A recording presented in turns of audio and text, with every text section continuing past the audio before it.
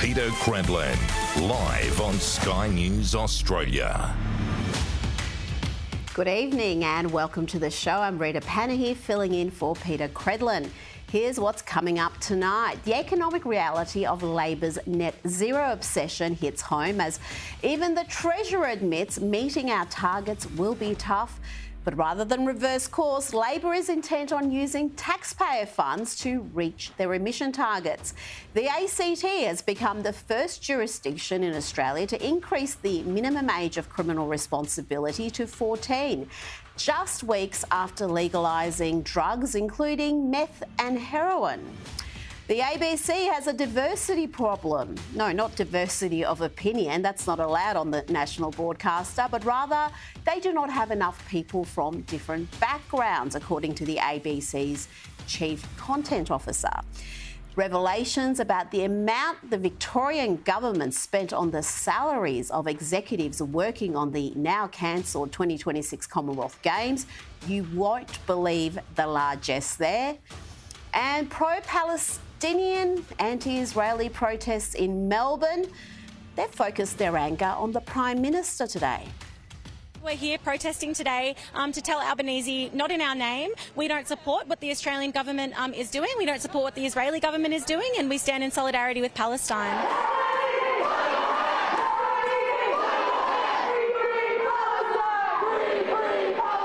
Albanese should be ashamed of himself for supporting the Israeli incursion of Palestine.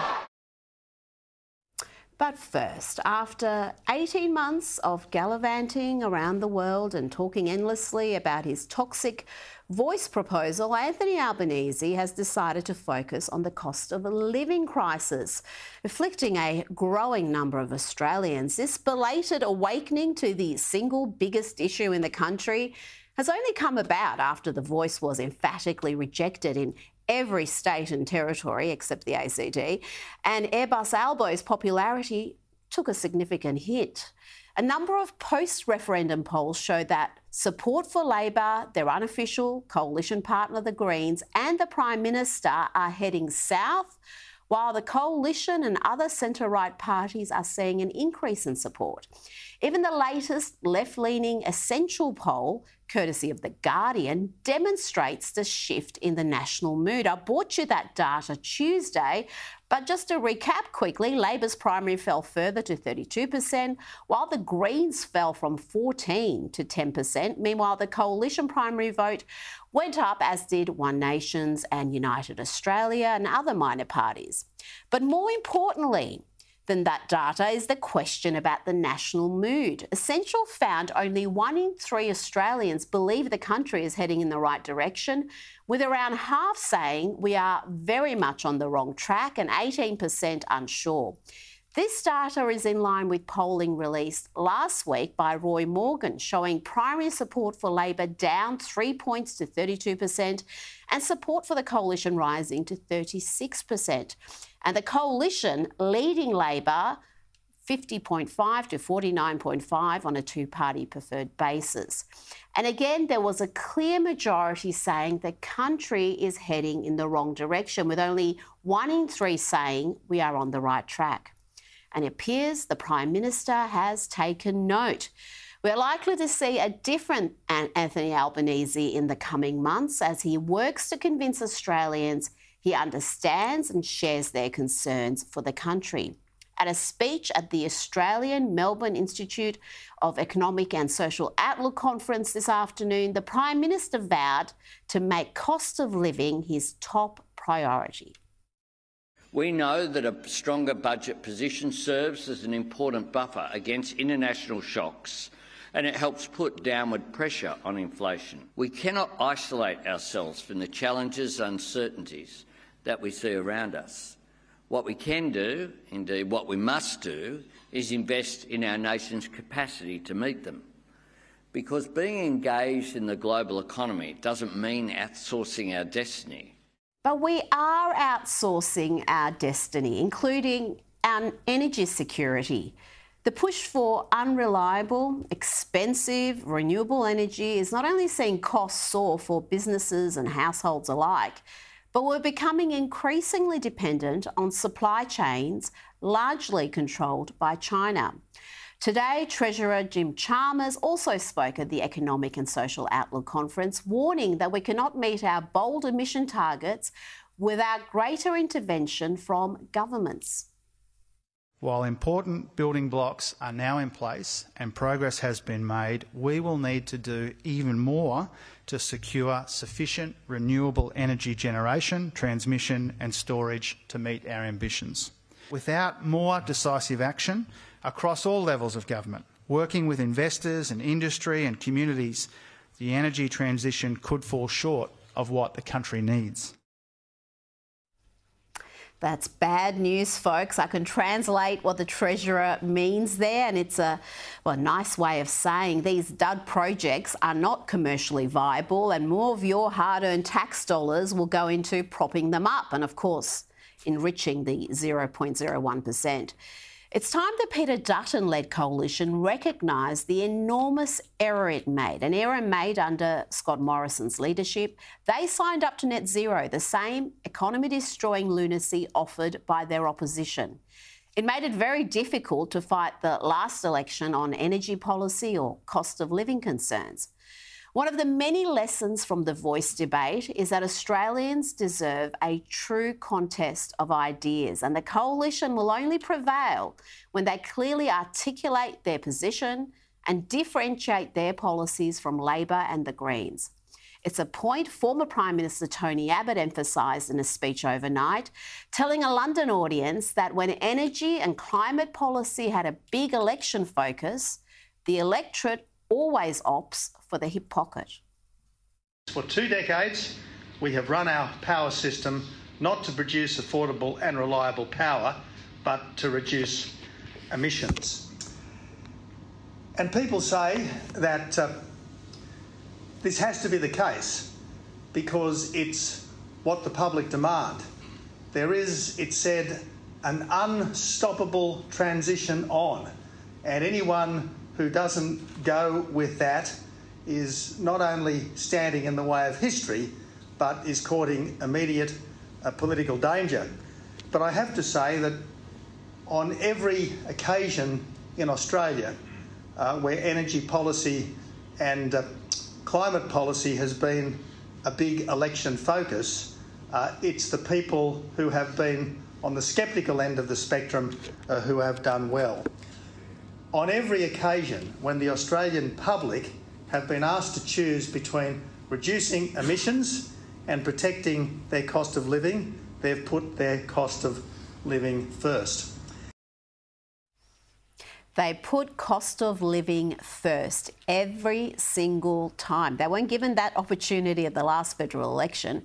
Tony Abbott also called the Albanese government's policies unachievable and irrational. The climate cult will eventually be discredited. I just hope we don't have to endure an energy catastrophe before that happens. Now, I have to say that the current government's current energy policy is not just utterly irrational, but it is actually impossible.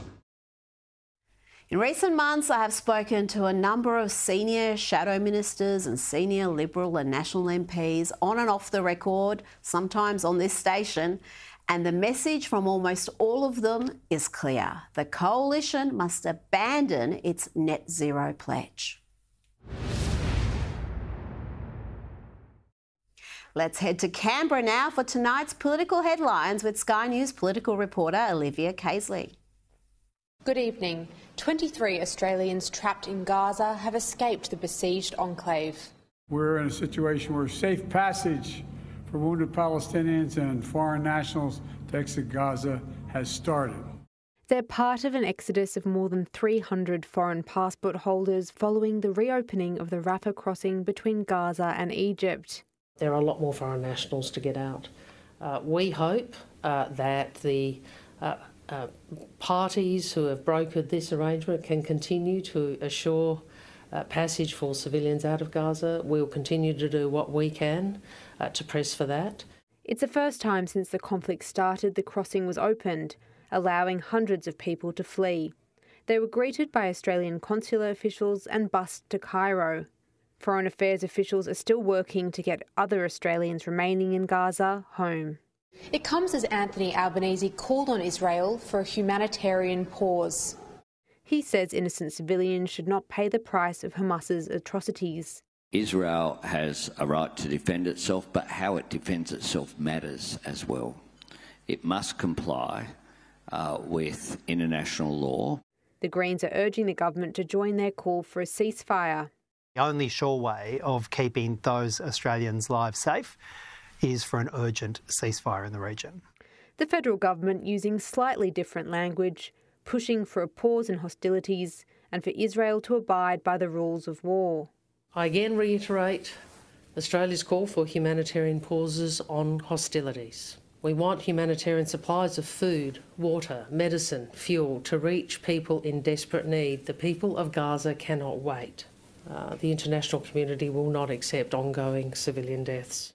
Treasurer Jim Chalmers has reiterated the government's goals of economic discipline and taming inflation. He says, though, that global pressures are not making this an easy task. He says a key solution to the economic challenges of the decade is the shift to renewable energy and a net zero emissions target, noting the pressure on inflation driven by coal, gas and oil costs. Without more decisive action across all levels of government, working with investors and industry and communities, the energy transition could fall short of what the country needs. Another big news day, a lot to get through. Joining me now is the senior reporter for Sky News, Caroline Marcus. Caroline, welcome to the program. Let's start with what the PM had to say today on the rising cost of living. He said it's his government's top priority as the global economy deteriorates. He signalled that government spending won't rise substantially ahead of the 2025 election. He also recommitted to Tony Burke's industrial relations reform and said there will be further investment in reskilling, technology, innovation and renewables. So more of the same. Yeah, it would seem that way, Rita. I mean, it might be some comfort to people listening at home that the Prime Minister seems to finally be prioritising cost of living. That is, after spending the better part of the year focused entirely on The Voice and trying to get that up. Now he's focused on cost of living. That's going to be a little bit late for many of us. But he has said that is his government's priority now going into the second half of his first term of government. He's also said that he wants to emphasise the importance of reducing inflation, which signals that there won't be this big cash splash before the next election in 2025. And he's vowed to shield Australia from the worst of a deteriorating global economy without resorting to protectionism. Now, he made that speech at the Economic and Social Outlook Conference on the eve of his visit to China on the weekend, and he also defended that in all his international trips. He said this is important because it's going to bolster and stabilise the relationship that we have with China, as well as emphasise the goods that we have here, the exports, and the advantage that we have with those exports. Now, Caroline, we've got footage of a clash in Bondi today where a man was apparently taking down posters calling for the release of Israeli hostages. Let's have a look. The hostages aren't here, mate. They're not here. So why are we bringing them? They're not your family. What are you here for? Because we don't need to bring this violence here. Why? Yeah, but you are. You are. You bring your posters and your flags and everything. Caroline, we saw similar behaviour at Sydney University where vandals destroyed 9 walls of posters of kidnapped Israeli hostages. They had graffiti drawn on some of the images, others were shredded. What can you tell us about this latest incident in Bondi? Well, I can confirm that Eastern Suburbs Police Area Command officers are investigating this incident in Bondi, which was reported to them at about 2 p.m. today. They're calling for any members of the public who may have witnessed it to contact police or Crime Stoppers if they've got any information. I've spoken to a couple of witnesses, including one of the organisers of the event. This was an authorised event, an installation to bring awareness to the fact that there are still more than 200 hostages that Hamas kidnapped from Israel during the October 7th massacre that have not come home yet. They had more than 200 towels, pairs of thongs and posters of these hostages put up at Bondi Beach throughout the day. But this afternoon, two men who attended this installation were seen ripping down these posters. You could see them with part of the shredded posters in their hands when they're confronted by the organisers and some witnesses, and they said that they didn't want to see the violence brought here. Of course, they were challenged on that, as we heard, by saying that this was a peaceful installation and that these were some of the families of the people who had organised the protest. Of course, we've seen scenes like this throughout the world, and as you mentioned, at the University of Sydney as well. I note that despite desecrating 9 walls of posters of hostages, including babies as young as 9 months old, there were still posters calling for a global intifada in response to these attacks on Israel, and of course the defense from Israel in Gaza trying to target Hamas. So those posters were allowed to stay, but the hostages ones were seen as too offensive to some. And we had protests again in Melbourne in front of the PM speech, and some of the signs these protesters carried, Caroline, some of the things they said, well, highly disturbing. I think we've got a short grab here. We don't have a short grabber. You can see there's just a hostility there, Caroline, that's not doing their cause any good. It's just making Jewish people feel afraid in their own community, and I don't think they're winning too many over to their cause by attacking the Prime Minister as they did today, attacking media also. Look, I'm not sure that they care, Rita. I mean, this is this global movement that we've seen, and it's certainly not been very peaceful. And the one today, you know, there were signs that one person was holding a sign that's saying the Anzacs killed my uncle. Well, if they feel that strongly about Australia and the Anzacs who fought for our freedom, then you'd have to question what they're doing here in the first place. Exactly. Assuming these people have citizenship and have been or visas and given the right to live here, how did they form such a hatred for the country that's given them a home? And in other protests, I mean, even the ones that have been reported as being relatively peaceful, there are calls that use the Hamas rally cry, from the river to the sea, which calls for the extinction of Israel and thus all the Jews living in it. Those are meant to be the peaceful rallies, and I'm not even getting started on the calls for death to Jews and gas the Jews and intifadadas. These are the peaceful ones. So, I mean, I certainly don't think it does anything to help their cause, but there seem to be plenty of useful idiots that are swayed by this kind of Hamas propaganda and Hamas sympathizers and what they're saying, because we've seen a movement of hundreds of thousands across the world ready to take up the cause. And finally, we know detectives are searching the home of Erin Patterson, the woman at the centre of a probe into a poisonous mushroom meal which allegedly killed 3 people, as they are also prepared to question her. Caroline, what's the latest on this story? Well, Erin Patterson was taken into custody from her home in Leongatha in regional Victoria today by homicide squad detectives. They are now executing a search warrant at their home, which involves technical detector dogs. They are believed to be formally questioning her at the police station, but charges have not yet been laid.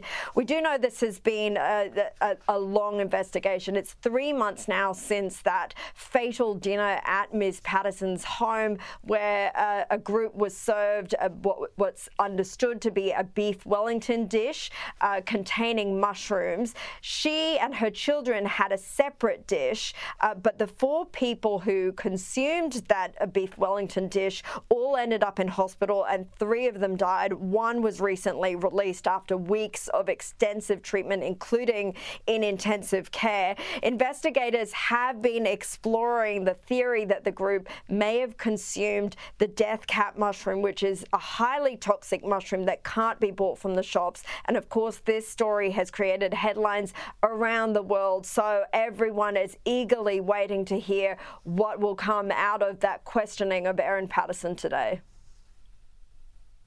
Caroline Marcus, thank you so much for your time this evening. Now, benchmark electricity prices have soared almost 50% on average since July last year, and it doesn't look like the situation will get better anytime soon, as the PM and his Energy Minister, Chris Bowen, doubled down on their green energy agenda. Today, the Treasurer warned Australia cannot meet its net zero emission targets without more robust interventions from the government. In other words, we can't reach net zero without more of your taxpayer money. Joining me to get the details is energy market expert Sol Kavonik. Sol, thank you so much for your time. Some big announcements there from the Treasurer. Take us through the latest, please. Well, at a very high level, what we heard from Jim Chalmers today sounds very much like most new energy policies and strategies that we hear, in that the government doesn't really know where it wants to go or how, but it wants to get there very quickly. Now, the details are almost non-existent. I mean, the one part of this, Australia has its emissions reduction target by 2030, which everybody in the industry knows there's not even a chance we get anywhere near it. But what Jim Chalmers did talk about today was actually not really a lot about that. He was talking more about providing support for Australia's critical minerals industries, downstream processing of those minerals and green metals, which are interesting potential opportunities for Australia, but those are opportunities which will actually increase our emissions here at home, although they will decrease emissions overseas. So I'm not really sure how that actually connects to us meeting our emissions reductions targets, because they're quite separate things. It sounds like industrial policy to protect union jobs in Australia far more than it actually sounds like an emissions reduction policy announcement. That's a very good point indeed. Now, we saw some polling from Essential this week, commissioned by The Guardian, that showed that almost 3/4 of Australians say development of renewables should not come at the expense of local communities. That surprised many people, probably at The Guardian as well. And it also showed attitudes to nuclear changing significantly. More than half of Australians now support nuclear, and only 1 in 3 oppose. What do you make of this? Will the PM take this on board, or are Labor just going to be anti-nuclear during Anthony Albanese's first term? Well, perhaps just to start, I mean, on the rollout of renewables, the issue is not actually capital. The issue is approvals and social licence and local communities who don't like to see new poles and wires and renewables developments in their backyards. And still, there seems to be no real strategy to deal with that, and to kind of just plough through these areas without those local support is politically toxic. So that actually remains the main challenge, rather than the money, which is what we heard from the Treasurer today.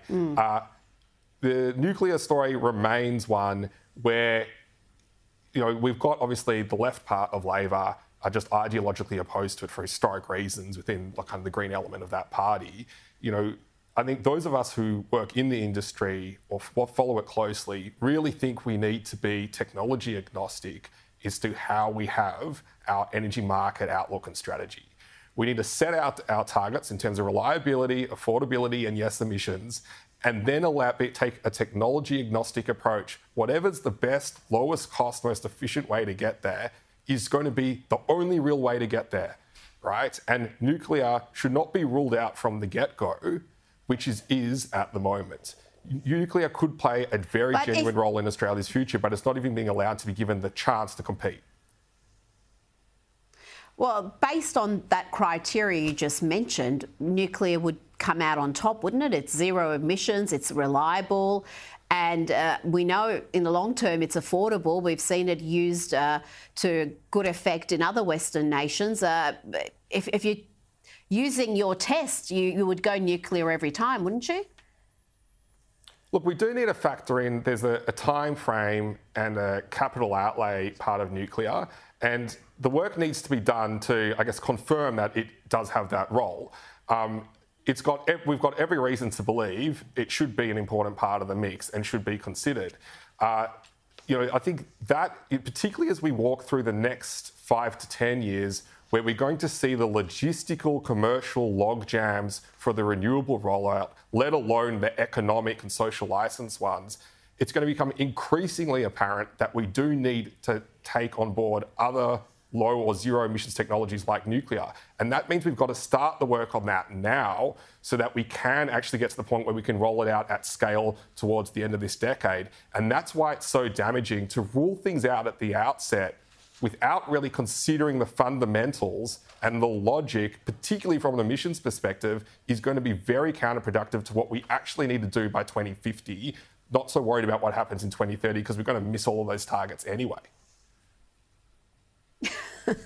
I think we'll miss the 2035 and the 2050 targets as well, Sol. I think we're going to see a fairly dramatic change in direction well before 2050. But to me, it's just is absurd that we're sitting on the world's biggest reserves of uranium. We're shipping it off all around the world. We've got countries like Sweden and France using it effectively, and yet our industries and citizens are denied that technology. Sol, thank you so much for your time. Sol Kavanagh there. Coming up, Vice President Kamala Harris has just announced the US first national strategy to counter Islamophobia. The timing couldn't be better. This is as shoes are targeted across the country. Plus, the ACT has become the first jurisdiction in the nation to increase the minimum age of criminal responsibility to 14 after legalising meth and heroin. What could go wrong? Don't go anywhere. That's coming up next. Welcome back. Now to the only state or territory that voted yes for the PM's voice. That's the ACT. After legalising drugs, including meth and heroin, the Barr Labor government has become the first jurisdiction in the nation to increase the minimum age of criminal responsibility to 14. Joining me to discuss this is legal affairs contributor at the Australian newspaper, Chris Merritt. Chris, welcome to the program. What are the implications of this reform? And I know Victoria is going down this road. We're probably going to see this elsewhere in the country. Look, I think we might, but it's a little puzzling that this has happened in the ACT. The ACT's got a statutory Victims of Crime Commissioner to show how much empathy they have with victims of crime, but the foreseeable effect of increasing the age of criminal responsibility to 14 is that some victims of crime will not have the satisfaction of seeing perpetrators prosecuted and convicted. There's also the risk, I've seen speculation about this, that criminal gangs will be able to take advantage of this by manipulating 13 and kids under 14 to engage in criminal conduct without risk of penalty. So there's a few things to watch in the ACT. They're shaping up as a groundbreaking jurisdiction.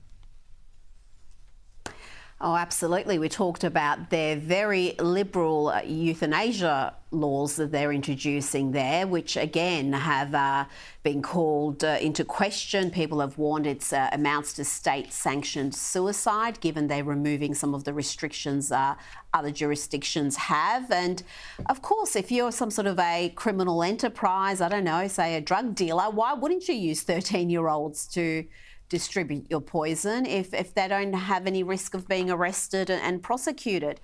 Now, it's a very left-leaning government, that's for sure.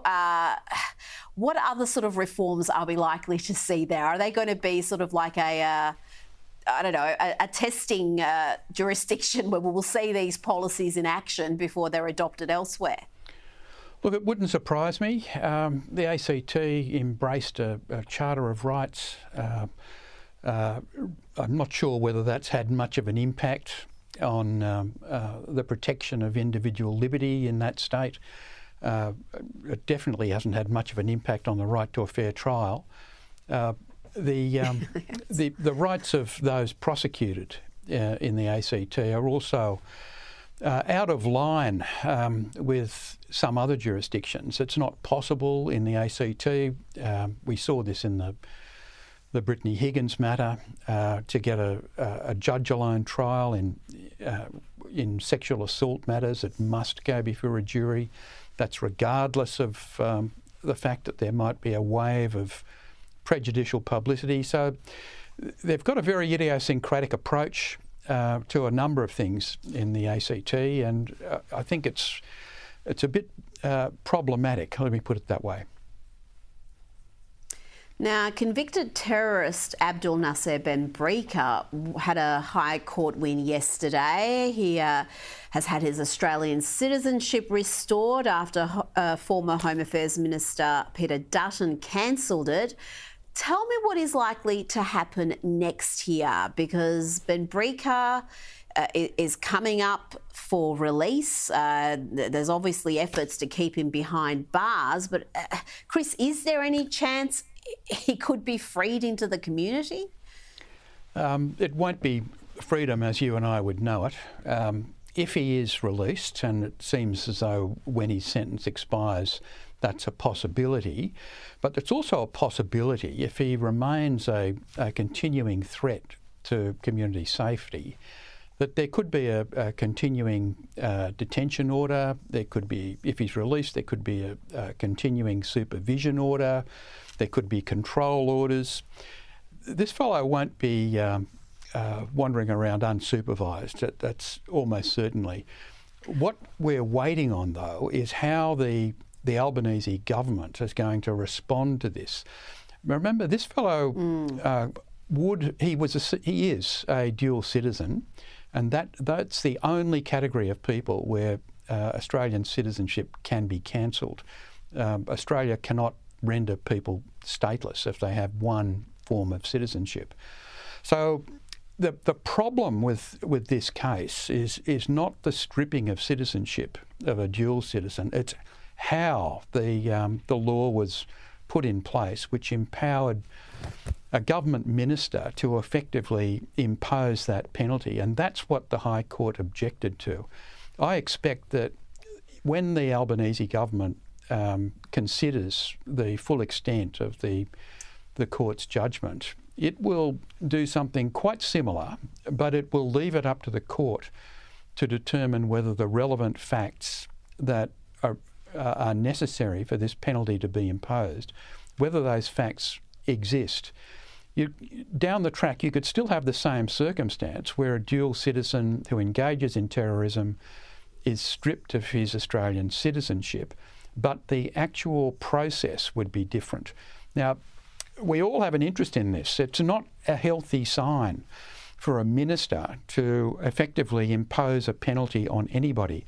That's the role of the courts. And I must agree with the High Court majority in this. I think that's a cautious, safe way to proceed. Had it gone the other way, I think the implications would have been dangerous for everybody in society. That's interesting, because it was not a unanimous decision. As you said, it was a majority decision. And it was interesting to read the dissenting judgment there as well, explaining that this man is still a threat, and by his extreme action, he'd divorced himself from Australia and the community, and that this decision was sound. But majority decision, it was unconstitutional.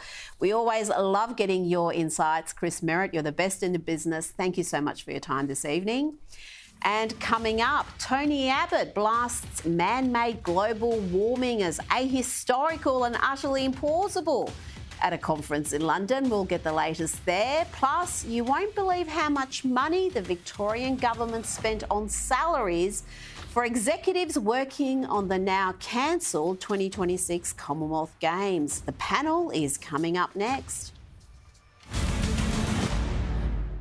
Welcome back. Now, I want to go to the ARC conference in London, where over 1,500 centre-right thinkers from all over the world have come together to discuss the path forward for Western civilisation. So many sound citizens there, including our own John Howard and John Anderson. We've got Dr. Jordan Peterson there and Douglas Murray, who I'll be speaking to tomorrow night at 7 p.m. on the Rita Panahi Show. Do not miss that.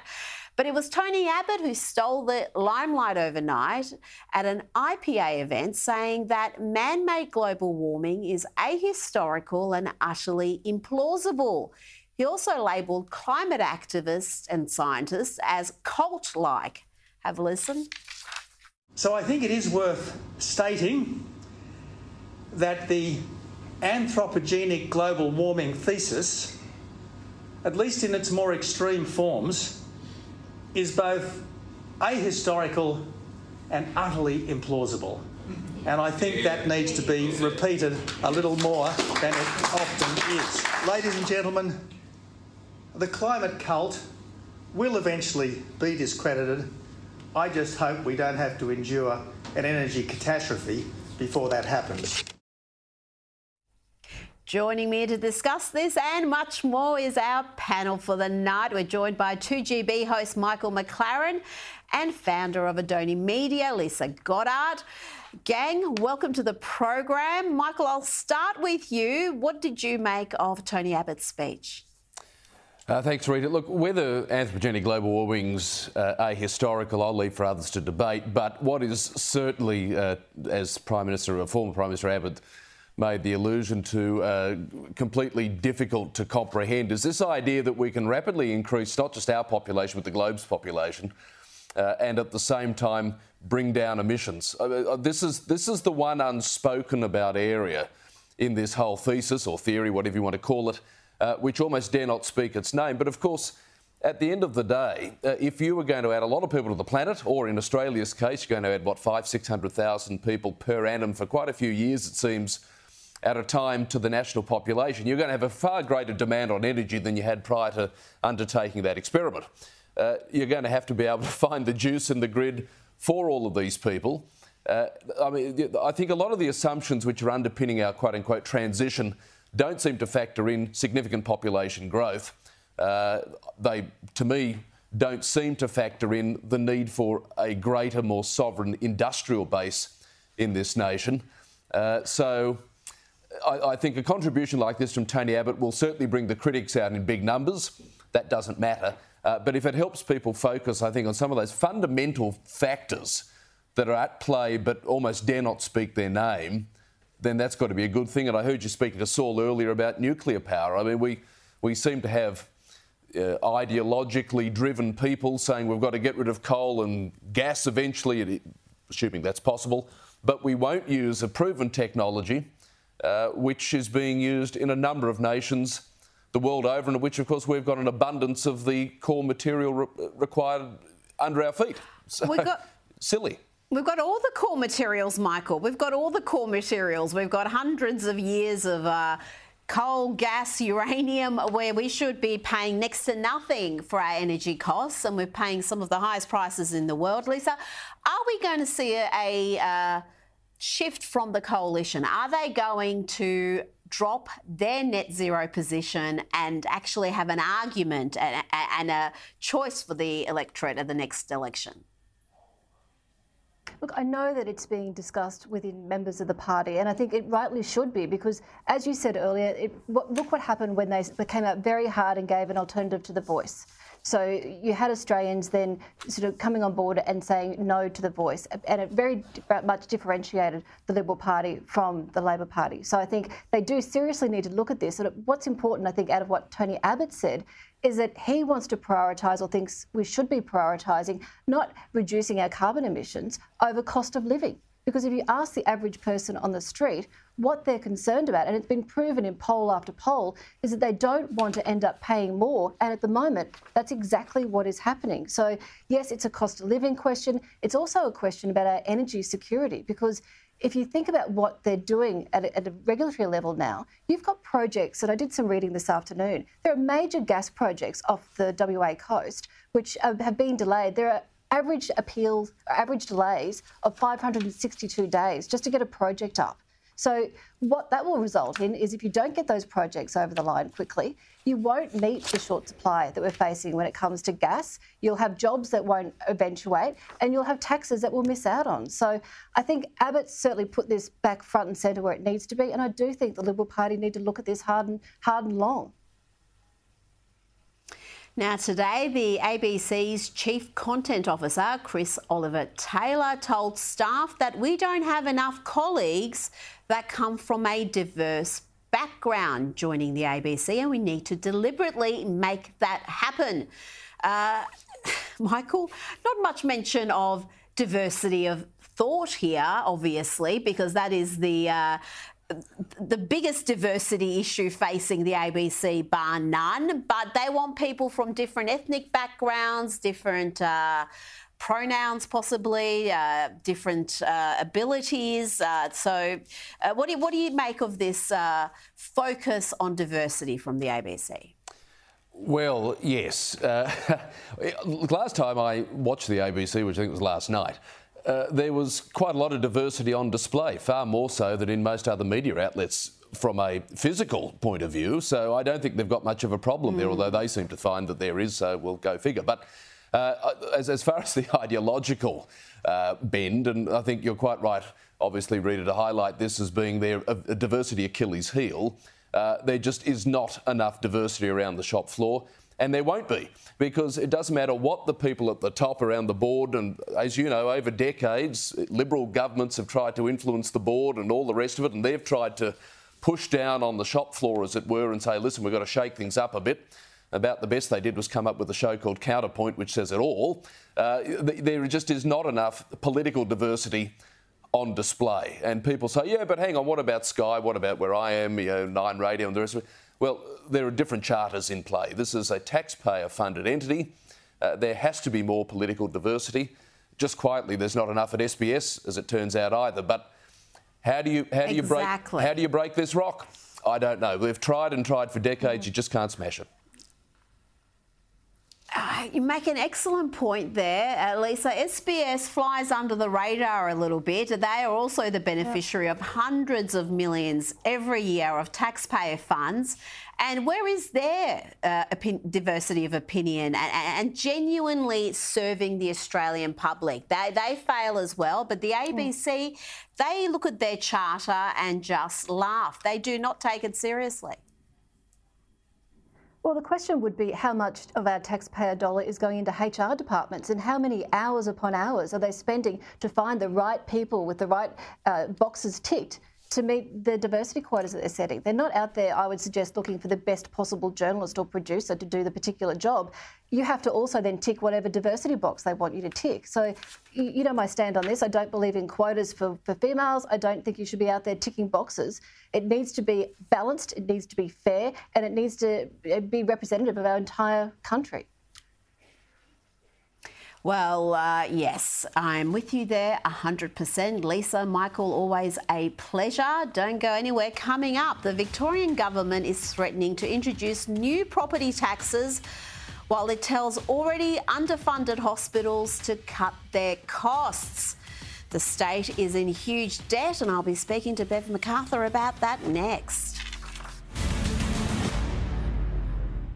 Welcome back. Now to Victoria, where Labor Treasurer Tim Pallas is threatening to expand the existing vacant residential land tax to include regional Victoria. The new tax could also cover all Victorian residential land underdeveloped for 5 years or more. Victoria's debt is the highest of any state and by some margin, and the state government there is hooked on property taxes. Joining me to discuss this is Liberal MP Bev MacArthur. Bev, welcome to the program. Take us through this new tax and what it will mean for Victorians, especially in those regional areas. Well, it's very serious because I've got a case in my own electorate where an elderly man who's worked hard all his life, he lives in a small dwelling, but he also has a property that was left to him by his parents, which is so dilapidated it can only be used for storage. So he can't afford to fix it up to make it rentable, and yet if he doesn't, it'll be taxed. And he's got also some land that he was hoping to build a dream home on, but health and other issues have prevented him from doing it. So he's going to be taxed twice. It's just incredibly so the cruel. land with the shed on it. Yeah. He's calling this no man's land because he can't lease out the shed. It's not up to code. We've got so many new regulations 135 new regulations. So he can't afford to spend the money to make it code compliant to lease out. And if he doesn't do that, he's hit with this additional tax that he can't afford. So essentially, he's got to sell this property, whether he wants to or not. Yes. This is the end result. And, this just seems to be milking property owners more and more. They seem to be hooked on these property taxes. Well, absolutely, because they think everybody's a rich land baron. Landlords are evil. We hear it every day from the Greens. But, it's interesting. I spoke on this bill today and the government didn't put it to a vote. Now, that clearly indicates that they haven't got the numbers on the crossbench. So wait for the outcome of the negotiations with the Greens. We'll no doubt have some batshit crazy concession, which will probably end up with a rent freeze at the rate we're going, and there'll be no houses left for anybody to rent. Well, rent freeze plus possibly, a few more heroin injecting facilities all through the suburbs. You know what the Greens are going to be demanding, and Labor too often not meet those demands. Now, quickly, the Commonwealth Games, we're not having them because Victoria can't afford it. But the money spent on these executive salaries, we're talking around $11 million, a lot of money for games we're not going to see. Absolutely. Well, we had Gerard Weimer, Commander Weimer. Remember him? Oh, he was the COVID dude. COVID controller. He was on a $2 million salary. And then I discovered there was an Indigenous Affairs Director going to receive $250,000. Now, I'm not sure what Indigenous Affairs actually got activated in the whole thing, but that's down the gurgler. So, yes, a lot of money was spent on salaries, and I'm sure they all signed contracts, so I imagine they've all taken their salary because why would they give it up? I mean, none of them, all these highly paid executives, none of them could figure out that the state couldn't actually afford these games, that weren't going to be happening. That would have been a good little memo to circulate amongst these highly paid individuals. And I've got to ask you about the hospital sector. We've got our hospitals' massive waiting list. Those lockdowns did not help. They've been told to cut costs. They're already underfunded. Where's this going to come from? How are they going to cut their costs? That only means cutting services to patients. It can only mean that. But we've also got another tax. I mean, today we debated the 52nd and 53rd tax, but we've got a payroll tax on clinics. So we have learnt absolutely that this is going to mean the closure of some clinics, could mean the end of Medicare. Even the Federal Health Minister has said this is not good with their extra investment in Medicare. So they're not happy with this state government who are just addicted to taxes.